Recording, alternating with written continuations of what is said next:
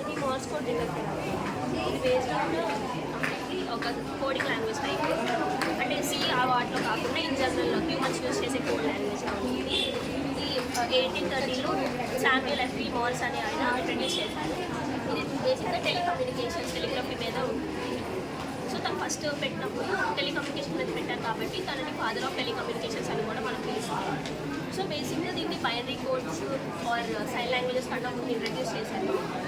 దాంట్లో binary కోడ్స్లో 0s and 1s ఎలా అయితే ఉంటాయో మోర్స్ కోడ్లో డాట్స్ అండ్ డాషెస్ అలానే ఉంటాయి. సో బేస్గా ప్రతిదీ ఇలా డాట్స్ డాషెస్ వస్తాయి. ప్రతిదీ alphabets, numbers and special characters ప్రతిదీ డాట్స్ అండ్ డాషెస్ ఫార్మాట్లో వస్తుంది. మనకు డాట్స్ అండ్ డాషెస్లో ఇన్పుట్ ఇస్తే దాన్ని డీకోడ్ చేసి ఎల్సీడీ మీద ప్రింట్ అవుతుంది.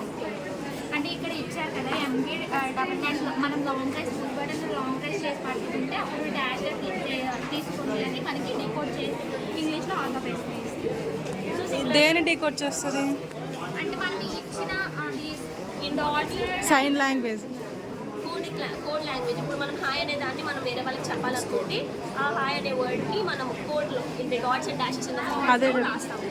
సో దాన్ని పంపిస్తాం అనమాట. లైక్ హెచ్ అంటే అలా హెచ్. నెక్స్ట్ ఐకి 2 dots. అంటే మనం అలా జీరోస్ అండ్ వన్స్లో ఆల్ఫాబెట్స్ని రిప్రజెంట్ చేసుకుంటాం కదా. ఇది ఎలాగా డాట్ లైన్ అనేది? డాట్ అంటే షార్ట్ ప్రెస్ సర్కిల్, డాష్ అయితే లాంగ్ ప్రెస్. దాన్ని బేస్ చేసి విదిన్ టైంలో మనం ప్రెస్ చేసిన దాన్ని బట్టి వస్తుంది. ఇదేనా? షార్ట్ ప్రెస్ అయితే ఈ, లాంగ్ ప్రెస్ అయితే డి. ఇక్కడ ఉన్నట్టు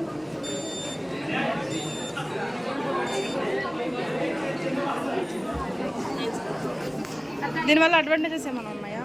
ఇది సీక్రెట్గా మనం కంపెనీస్కి కానీ ఒక కంట్రీస్కి డిఫరెంట్గా మనం ట్రాన్స్ఫర్ చేసుకోవాలనుకుంటే టెక్స్ట్ రూపంలో కాకుండా ఇలా కోడ్ ద్వారా ఇంపార్టెంట్ ఇన్ఫర్మేషన్ని మనం సీక్రెట్గా ట్రాన్స్ఫర్ చేసుకోవాలి.